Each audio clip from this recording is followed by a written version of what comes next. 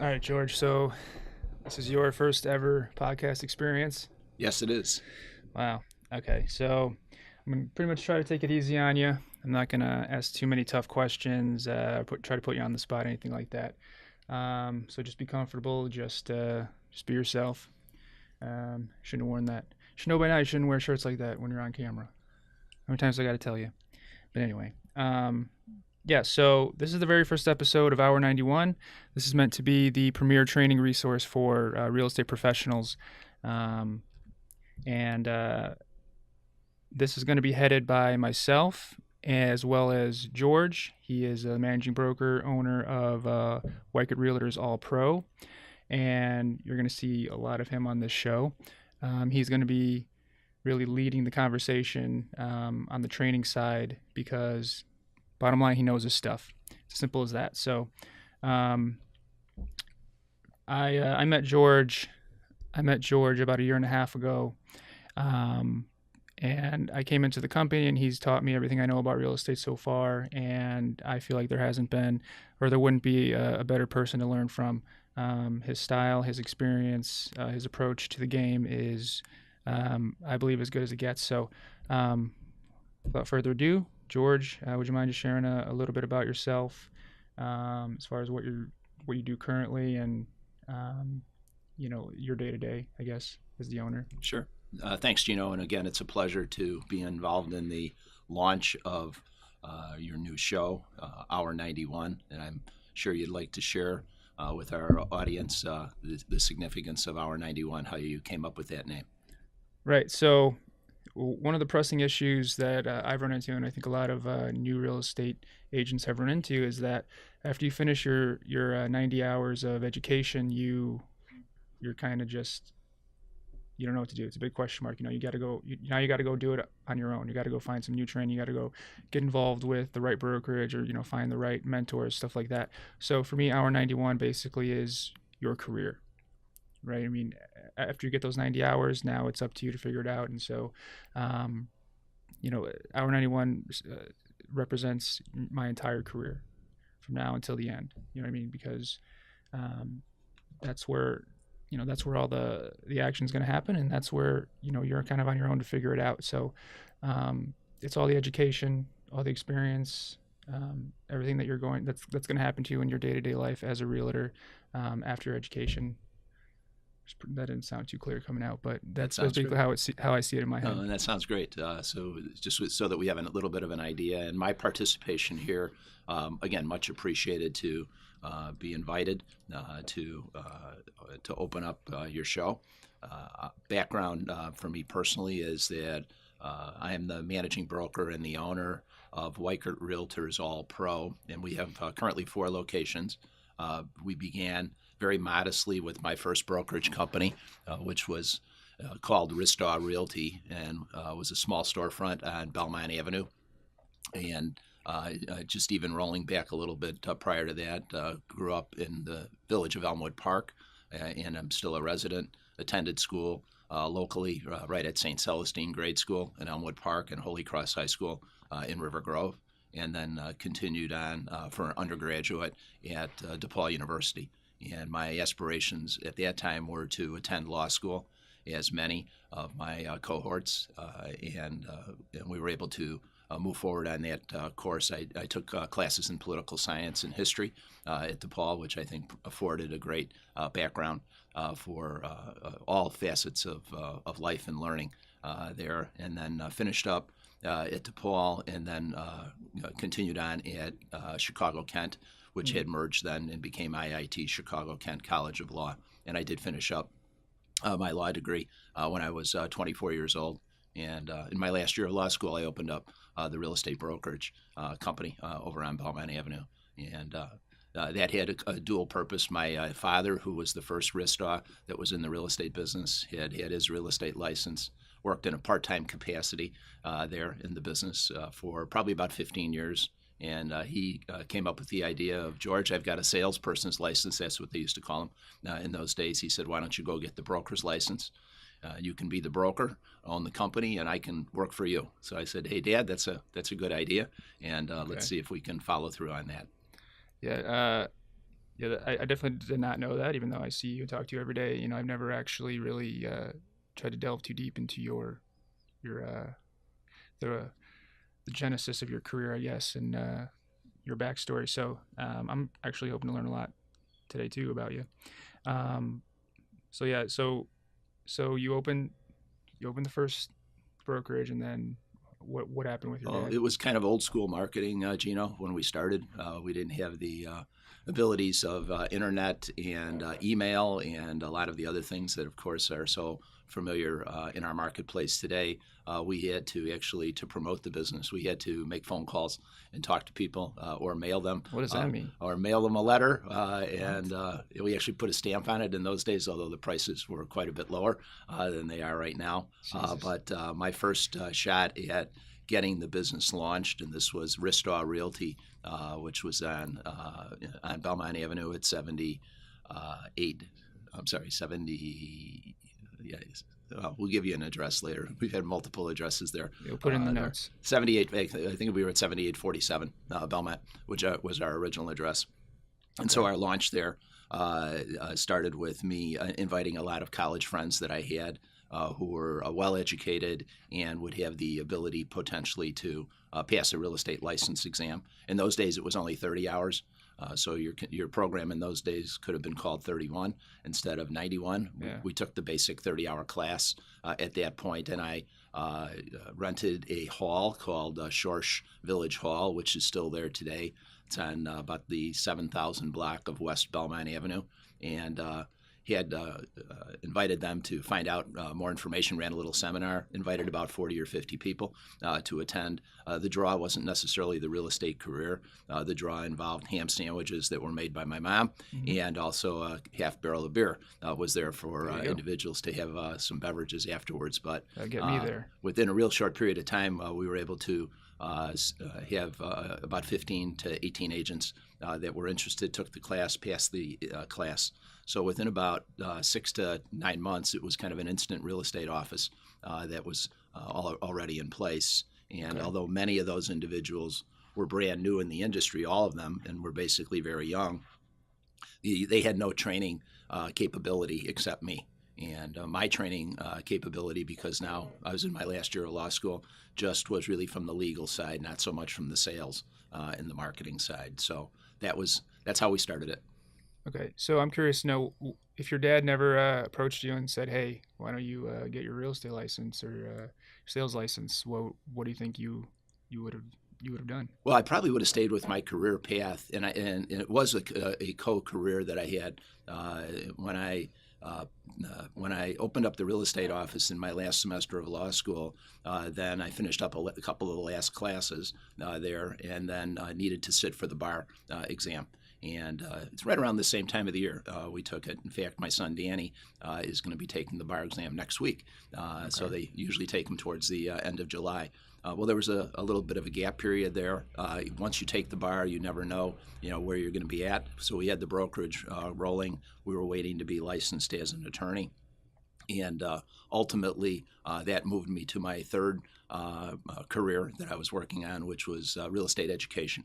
And at that point, after I took the bar, you always have questions in the back of your mind. Was I successful? Or am I going to have to take the exam another time? Fortunately, I was able to pass the first time. But in that interim period, I said, well, what if it doesn't work out? Now what am I going to do? Yeah. So I went over to our neighborhood local college, Wright College, and I asked them if they had any openings for real estate instructors, because now I was age 24. I did have my real estate license. We had an established office with some agents, and then finally I had completed law school, although I was waiting for the bar. And fortunately, they did have an opening, and then I began teaching the 30-hour license class at that point, and that was in the end of 1976, early 1977.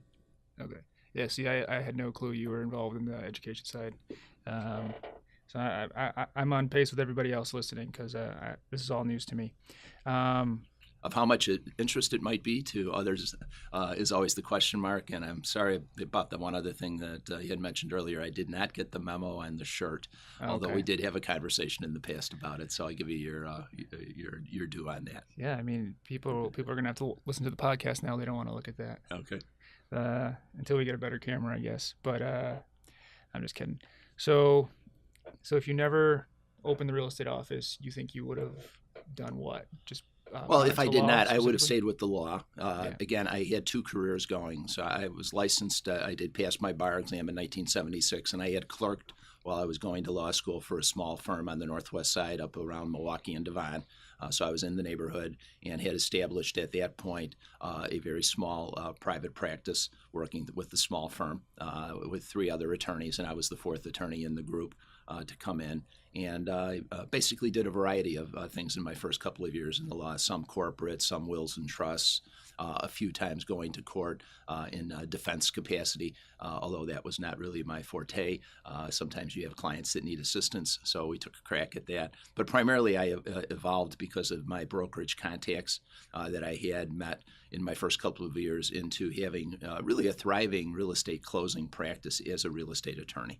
And so I was able to continue on that career, and the trajectory for both careers was actually very going in a good direction. The teaching, the real estate brokerage, in which my dad also participated. My mom was a family-run business. My mom was a receptionist at that time for Ristau Realty. And then actually all my siblings got involved in the business at one point or another. My sister Joni Ristau Kanicki is still one of our top agents here at Weichert Realtors All Pro, Mm-hmm. and she joined and got in the parade early. And then my brother Bill, who's the next guy down, got his real estate license. He had another full-time career. My brother Rick got his real estate license. He had another full-time career. And my brother John got his broker's license. He evolved eventually and moved into the lending side. So all of my siblings were basically licensed at some point along the way, except Mom, who was the glue that was doing the administrative things for the company.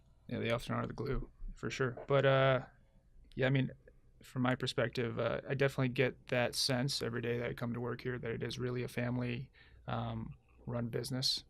And that's definitely been one of the draws for me, to be honest.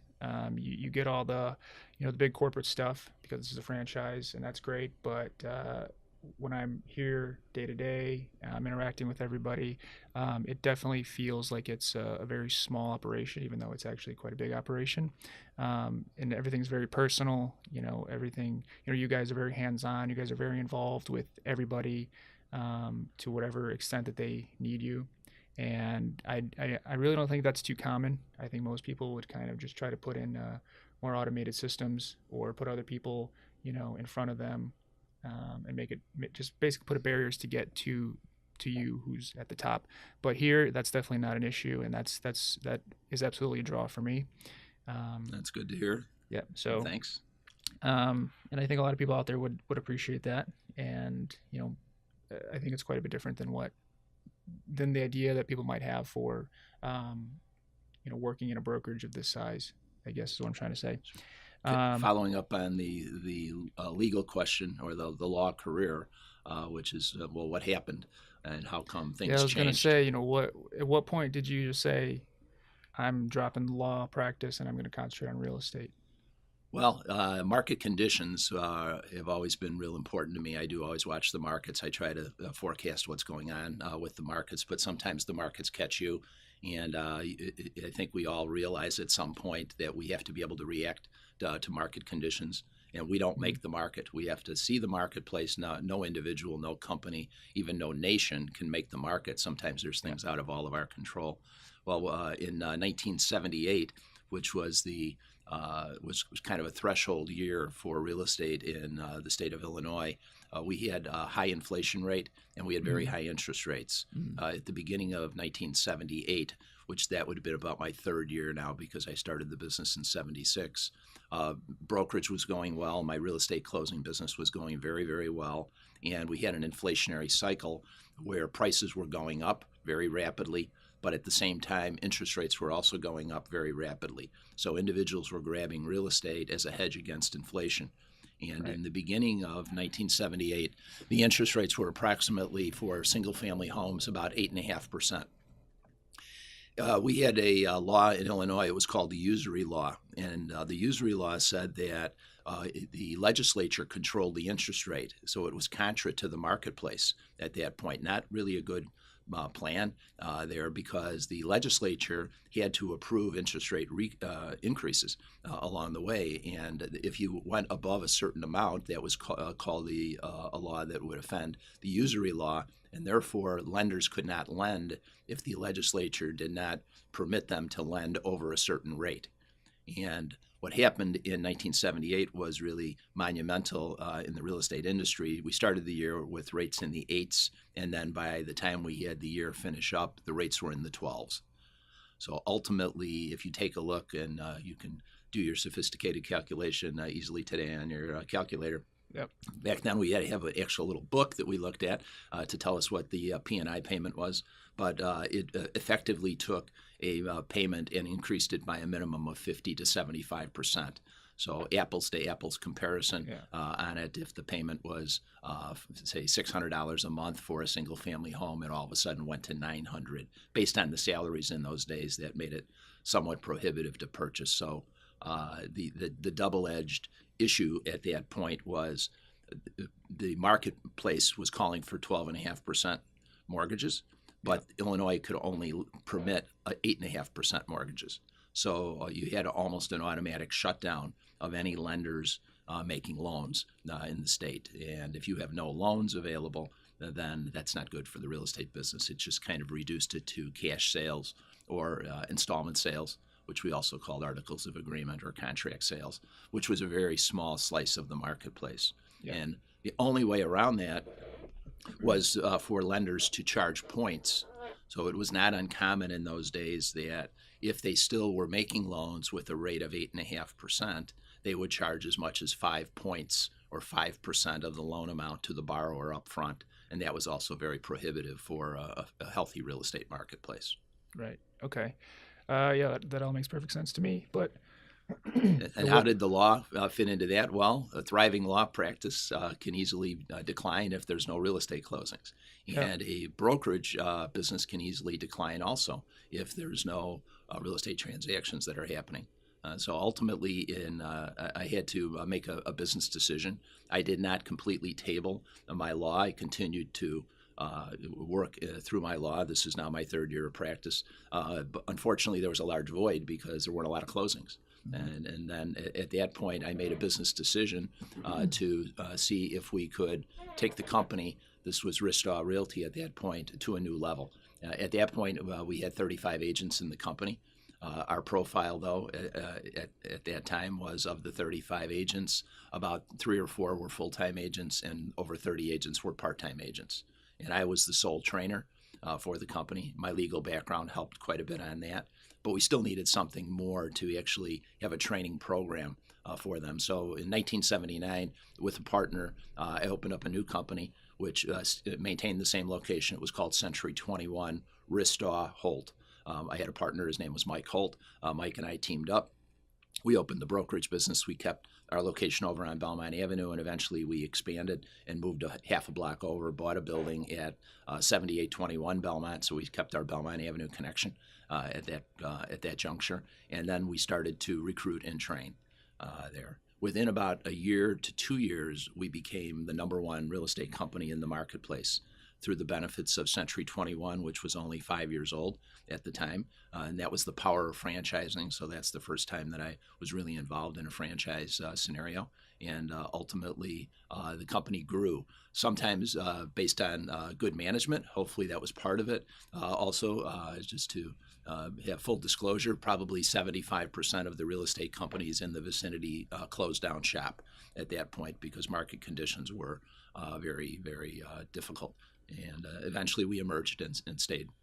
So just to make sure I understand, you were an independent brokerage at the beginning, and then but you had to make a decision based on the market conditions and the lending conditions because business was suffering as a result because people couldn't afford homes, basically. So you thought that in order to even just keep the ship afloat, you'd have to kind of jump on the back of an established company because they would have more resources available that you could take advantage of, and hopefully just leverage what they're offering, right? And Absolutely. that allowed you to attract more agents as a Correct. result, and therefore you're able to volume up enough at least to keep the business alive. Is that Yes, fair yeah, to yeah. say? Actually, but it was really more than that because we were still growing as a brokerage company. Yeah. We had a dilemma as we would bring new agents into the company. We did not have a book of training that would Training. take Yep. us down the road to have these individuals now become incorporated into the system. There really was not much of a system except me individually teaching. And because of the limitations of one person in the marketplace, plus still for me at that point maintaining my law career and still teaching real estate classes, I was stretched relatively thin Right. there on a time basis to still be able to provide good service for our 35 existing agents and the new agents that we were bringing into the system. So we needed something. Century 21 was an established name at that point, but as I mentioned, it was formed in 1973. So this is 1979 when we Right. signed our franchise agreement. Coincidentally, in January of 79, which was our inaugural month in business, we had one of the largest snowstorms in the history of the city of Chicago, which literally shut the marketplace down. On top of the interest rate challenges, now there Yeah. were transportational challenges. So for a large Well, why wouldn't company, that happen? we still persevered and survived. And even with all of those agents, we knew the market was great, and we knew that the Century 21 was a great fit for us at that point. So the franchise model, it allows you to scale efficiently because you don't have to, reinvent the wheel. You don't have to put all these new trainings and systems in place, which would likely be quite redundant anyway. They already have that available, and so they make it easy to bring somebody in, get them trained up, and get them, off the ground. Correct. Right? Basically, they provide all of the courses, which were sometimes outsourced at that point. Now, with our current franchise, a lot of them are coming again from the outside and delivered, to us at our doorstep, via the all of the sophisticated ways to get the message out these days. But ultimately, at that point, it was providing the coursework and the basics, and then us taking it and applying it, and then putting our own individual twist on things and how we perceived the business. Those were all the intangibles that each franchisee would be able to, to add to the mix on Yeah. it, so that every franchise office was a little bit different, but still had some core values and core training that was going to be shared with all. Right. So the foundation is always solid. Correct. Right. And I imagine that made your life a lot easier, and it was probably a breath of relief at that point. Well, it was. Again, we were now dealing with very, very difficult market conditions in Yeah. 79. As I mentioned a little earlier, we were in the 12% range in 78. And all of a sudden, now in 1979, welcome to 1979, and our interest rates now for first mortgages were in the neighborhood of about 15%. So not only did they go up, but now they went up. So now our payments literally were double for a homeowner. That $600 payment example for principal and interest now went up to $1,200, which made it even more difficult for individuals to buy and less buyers in the marketplace. And Right. Ultimately, we continued to work our way through that. We continued to recruit and train new individuals to come into the system. And my law career continued. It changed a little bit, different types of transactions, but I was still practicing in 1979. And then 1980 came, and it was a breath of fresh air because, my gosh, all of a sudden the market came back because interest rates miraculously dropped. Now we had a new president in 1980. Some things changed up, and rates went then from 15% down to 12%. And individuals, that seems like it was still very, very high, but it was still somewhat moving in the right direction, Yeah. and permitted individuals that had purchased a couple of years before to refi at a little bit lower rate. And life was relatively better in Yeah. 1980. Still not great, but we could see things there. So that would have been my fourth year. My law career continued. I was continuing to run the real estate company, and eventually we hit 1981, which ended the law career, came in 1981. What happened in 81? Back to 15 to 16% interest rates again. So ultimately, from the legal perspective, I looked at 5 years as a practicing aggressive real estate attorney, and I looked at 2 of those years effectively being depression years from a real estate attorney perspective. And ultimately, our brokerage business that was continuing to thrive and continuing to grow, and ultimately just decided to push all the chips in to the middle of the table. I still remember my mom asking, George, are you sure you want to do this? You did go to law school. Are you sure you don't want to continue that legal career? And, actually, I stayed as a non-practicing attorney and stayed licensed for all of those years, but I never went back to the active practice of law during the interim period all the way through today. Okay. And when did the market really start to make you feel like you had an opportunity to prosper? When did things really start to get good again? Well, again, the brokerage side now, just again focusing on that, was starting to make a comeback there after '81. We gradually started to move through the malaise of the 1980s. And for about the next 4 years, the markets in those days were very, very sensitive to interest rates. Individuals would get the Chicago Sun-Times, the Chicago Tribune. They'd look, the papers would say, oh, the interest rates are this amount. They would make a decision based on that. Should I buy or should I not buy?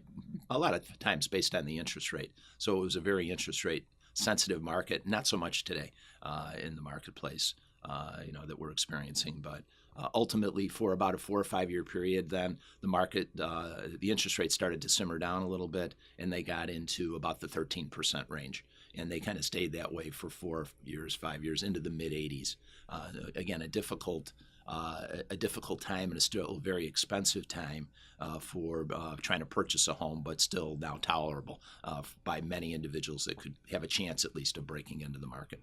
Okay, so in that period from 79 to 81, how many agents were you able to bring into the company? Like, how much growth did you see in that time?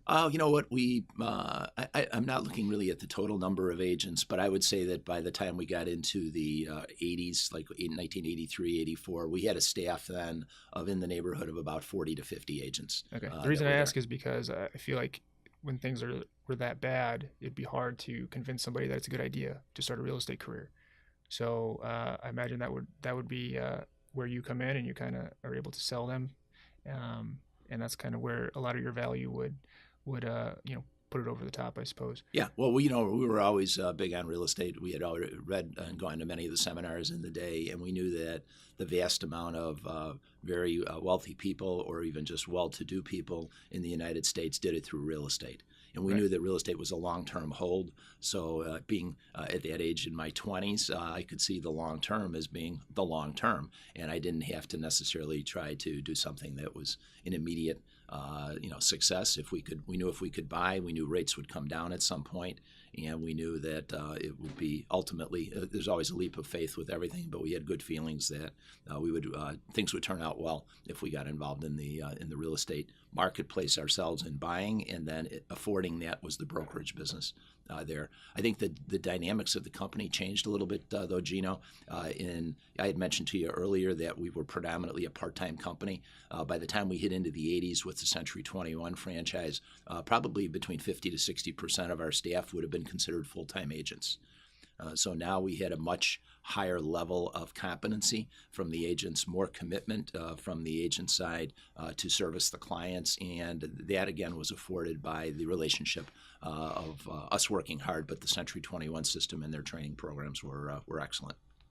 Right. Okay. So things are going well with Century 21, and then when did you decide to make a change? Because obviously you're not with them anymore. So. No, we're not with them. And actually, I made a personal change in 1983. I had another business opportunity that presented itself to me, and effectively, I left the brokerage company in 1983, and my partner became the sole owner of the company at that point. And my name's our name, Century 21 Ristau Holt, stayed on the board until 1986, but I was gone from the company effectively by the beginning of 1984.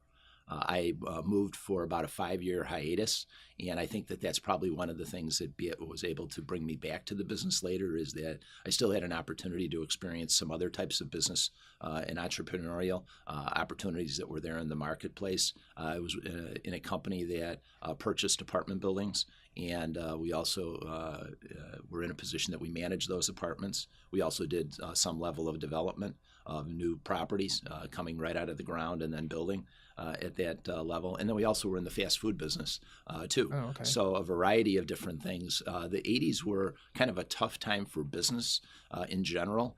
So the successes that we experienced were varied with those companies. But I was in that mode for again about a 5 or 6 year period of doing a variety of things with a downtown address.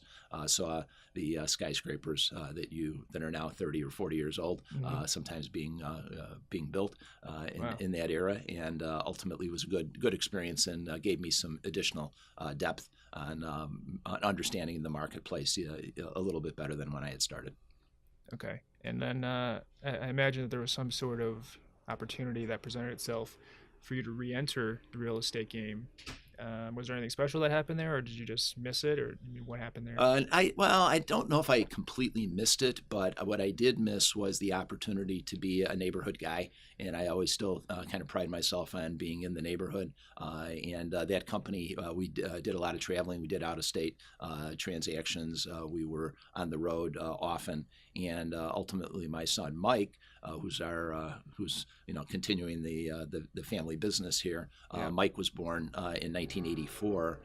So now it was by the late 80s, it was time for Mike to be involved in some opportunities that were in the neighborhood. And one of the things that always drove us was baseball. I played baseball myself. It looked like Mike, even though he was a 5-year-old, had a little bit of talent. And I wanted to be part of that process of being able to be around Mike and then kind of working with him as he developed in all of the different sports. And then ultimately, my son Danny was born in 1989, so he was a new baby at that point. And then I was still making the trip downtown and doing the traveling. And then by 1991, last son Rob, who's also a licensee, all three of the guys have real estate licenses. Rob was born in 1991. So in that year, a little bit earlier in that year, I kind of made the personal decision that if I got back into the neighborhood, it would be a good thing for my family, for myself, to have that connection back in. So in 1991, I decided to reopen a brokerage company, and the company started with just myself and my brother John and my sister Joni and a couple of other agents that were there, including Bill Aplenalp, who's still one of our agents at Weichert All Pro today. And we opened up that company in 1991 near the corner of Belmont and Harlem. So again, it was a neighborhood location there. And that company was now an independent. So I had been independent franchise and back to independent again. Okay. And then how did the first couple years of that experience go? That went great. It went great. I've been very blessed that, if you have kind of a vision and a goal, that eventually, if you work the plan, you have to have a plan first. You have to work the plan, and then ultimately, for the most part, been again blessed that good things happen. Sometimes you have to let it mature, like a fine wine. It's got to have a little bit of staying power. Or I just made a recent bourbon tour to Kentucky, and it's the same thing there. You don't make a great bourbon in 6 months, so you have to have, again, the long-term plan there to do it. But we started All Pro. Now, All Pro is a little different twist to the real estate industry. All Pro was an experienced agents only company. And so that meant that we did not have that training component. As I had mentioned to you earlier, I felt it was really critical for individuals, if we were going to bring new people in to give them a fair chance at getting their career started, we needed to have the training component. I knew I could not provide that with an independent company, but I did know that there were many experienced agents that were already trained in various capacities that might be interested in working at more of a niche firm. So that company was started under the name All Pro Real Estate in 1991. And it was around Belmont and Harlem, as I mentioned. Eventually in 1994, we moved over to Belmont Avenue again. So now my third stop at Belmont Avenue, which was now our new address, which is a current location for us, 7747 Belmont. And ultimately, that company continued to grow from approximately the 1 or 2 agents when we made our next transition, which was 9 years later. The company had 20 agents that were at the company, all experienced agents, all full-time agents. And the company did very, very well and established a well-known reputation in the market. We were, if not number one, we were one of the top companies in the immediate vicinity under the name All Pro Real Estate. Okay, so that was 2000 then. Yes. And that was you made the jump to what at that point? In the year 2000, I had the itch to try to have the company expand, and we looked at our ability again to train, and we had limited capacity to be able to do that. I was a producing agent and ultimately selling now, and we wanted to look at franchise opportunities again. At that time, in the year 2000, Realty World, which is another national name in real estate, approached me about the opportunity of acquiring the regional rights to the name Realty World for the state of Illinois and Wisconsin. And they asked me, George, would you convert your offices? We had a second office opened, which is a current location now at 7134 Grand Avenue in the Montclair Galewood neighborhood. George, would you convert those offices over to Realty World? And then would you help us sell franchises? We want to spread the Realty World name. And I considered it, and then we negotiated a reasonably good deal, for all parties, and then moved under the name of Realty World All Pro. And we continued that name for about 16 years in the marketplace, and that became kind of a household name. We were the largest Realty World franchise in the state of Illinois and the state of Wisconsin. And their twist was that they did have training programs that were available also that we could plug into. I called it Franchise Light because it was not completely fully engaged from the franchise perspective, like perhaps the earlier franchise, which was the Century 21, or the Weichert, which we are now currently with.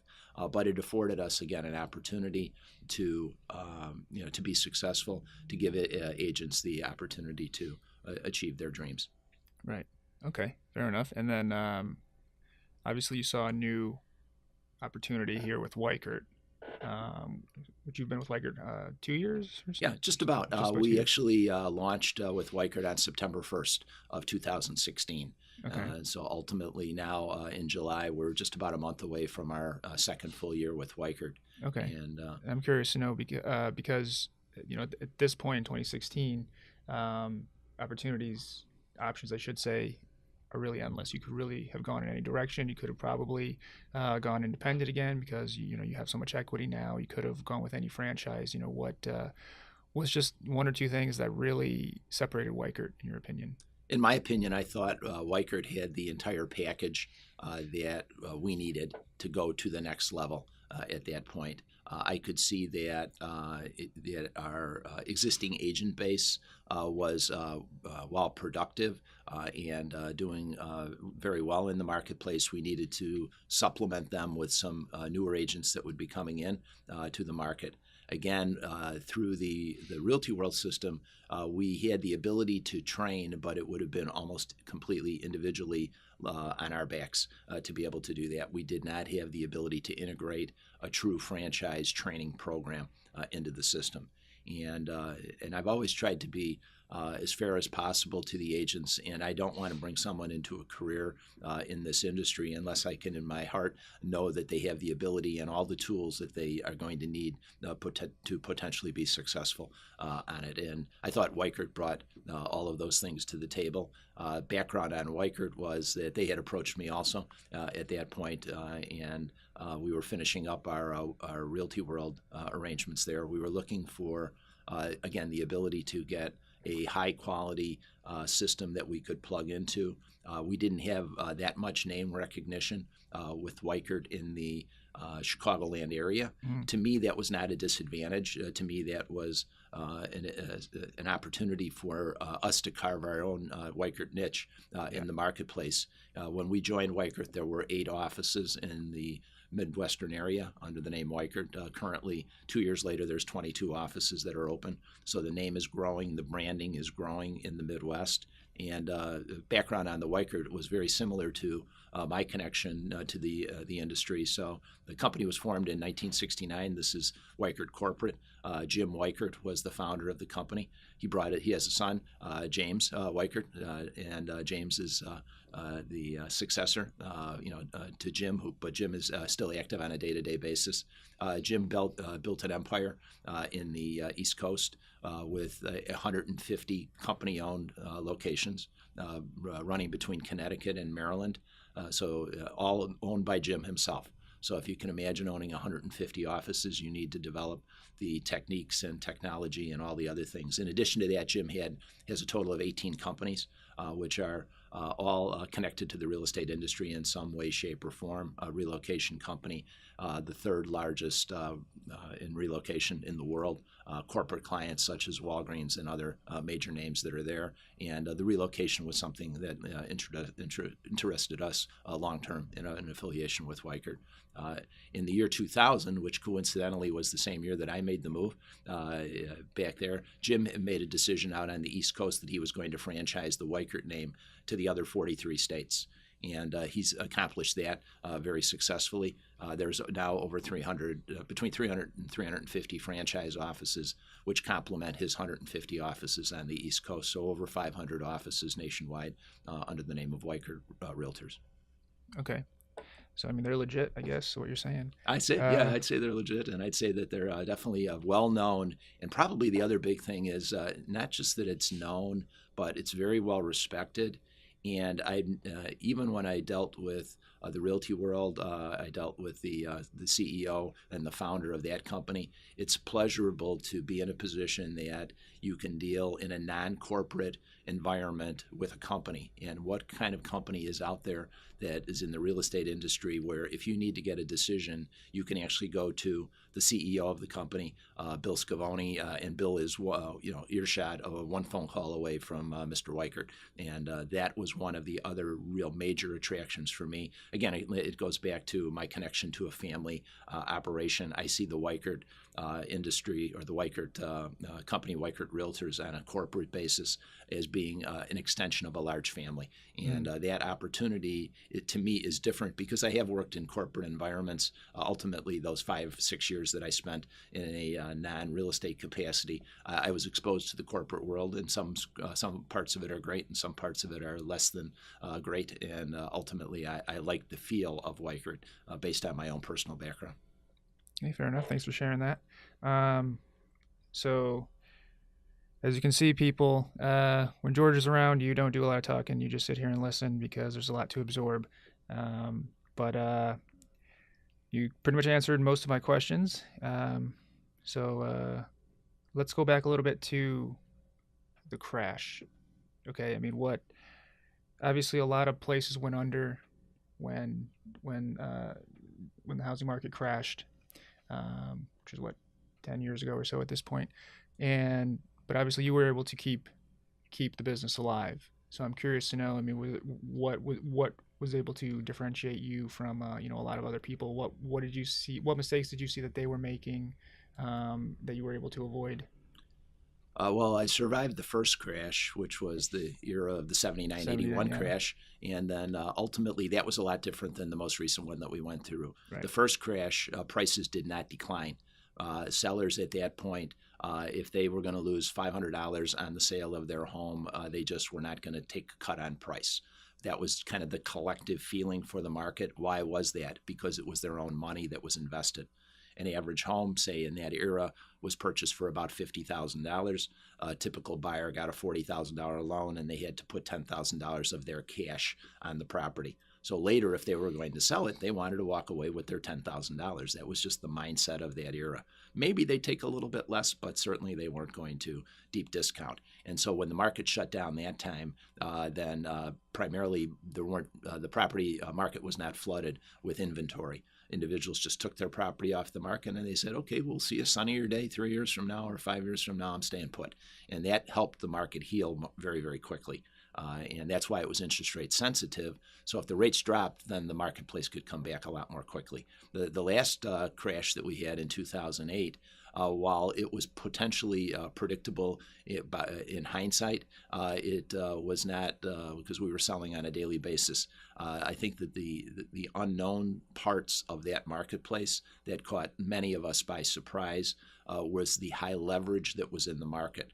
Now, we knew loans were getting done, and we knew individuals that were coming in were buying, and we knew that most transactions were getting completed, but we really didn't understand the underworkings or the inner workings of the marketplace. And primarily the thing that brought the market down in the year 2008 was the over-leveraging of the marketplace. And so many, with individuals not having that stake of cash themselves into the deal, they didn't have much down payment. They didn't have much to lose. The banks were betting that they would want to protect their credit rating.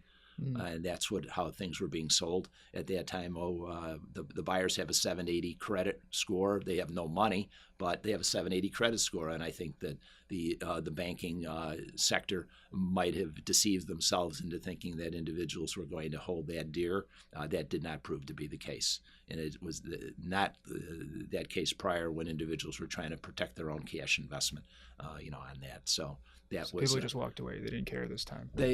many cared. They just They cared, but cared, but after a 6-month or a 1-year inability to make payments because of job loss, and then also seeing their properties unfortunately decline.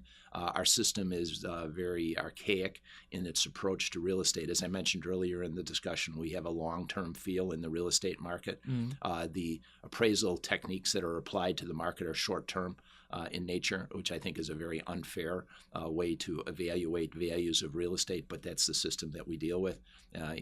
Today we look at appraisers taking a look at comparables within the last 6 months of a home. Well, that's not really a fair scenario of looking at the marketplace. And personally, I feel that the marketplace could have been saved, or at least not as devastatingly affected, if the appraisal techniques that were used would have permitted a balancing of the marketplace to take a look at the last few years of the marketplace on a trending basis, rather than just take a look at the last 6 months. And what happened at that point is, since no sales were made in 2008 and 2009, effectively we were shut down for 6 to 9 months.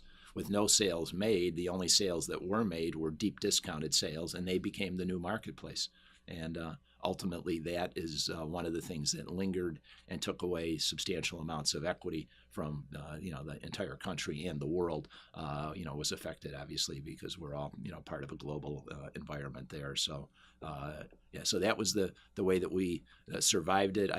I'd say primarily the reason why that we were able to survive is that we had some staying power because we were established, which was very beneficial. But the other key is the loyalty, the supreme loyalty of the agent base that I had that were working for the company. They were making their own personal sacrifices along the way, but they continued to stay in the real estate industry. They continued to stay, with our company, and we really appreciate that loyalty and try to acknowledge that loyalty among our veteran staff today that we have in the company. So, if I'm wrong here, obviously let me know. But I feel like because you made a decision years prior to become the local guy, that when this all started to happen, maybe you were able to really zone in hyper local because of the loyalty you had, of the brand recognition you had, just in the neighborhood. Is that fair to say that was able to keep you afloat in itself? Yes. As I said, the combination of the agent base that we have and the loyal customers that continue to come back to us. So our client versus relationships. Trying to grow at that point and expand, you decided to get hyper focused on your little piece of the market. Well, here. we could. I think that you always want to expand. You don't want to ever stay in place. If you're staying in place, you're probably losing ground somewhere. But it was prudent at that point to make sure that we kept our marketplace together, that we continued to pay our bills, which we were able to do, but also that we had the longer-term vision of what we could do down the road. There was an interesting change in the multiple listing service about, say, 15 to 20 years ago, Gino. When I first started in the business, there were 14 real estate boards, and you only stayed within your own real estate board. And that meant that our board, which was the Northwest Real Estate Board, went from about Pulaski to Manheim. That's east to west, and from about North Avenue to the Kennedy Expressway. And if you had an office there, your territory was that office. And that's the only listings that you had available were the offices that were in there. So it was a much more controlled marketplace there. And there were 14 of those types of entities that were running all independently. And eventually, when there was a merger and an opportunity for one MLS, then that MLS now spans, it's one of the largest MLSs in the world, but it spans all of northern Illinois there with offices from the Wisconsin border to Kankakee and all the way out west to Rockford and DeKalb area. So all of those offices now pool their listings. So it gives the individual agent the ability to stay local, or it also gives them the ability to travel and work in the Wheaton marketplace or Libertyville, or go into the south side to Palos, or wherever they feel they can work with their clients efficiently. We have a lot of data that's available now that was not available, so they can become proficient quickly in the market and do a good job for their clients, both locally and also outside of the area. That probably sets us apart from many of the offices that are there, is that we still take a little bit more of a regional approach. We have that local focus, laser focus locally, but we also are we are unafraid. We are assertive in trying to look for other opportunities outside of our immediate neighborhood. Absolutely. But when things were getting kind of grim at that point, do you think maybe it was a blessing in disguise for the MLS structure to be set up that way? Because yes. Yeah, absolutely.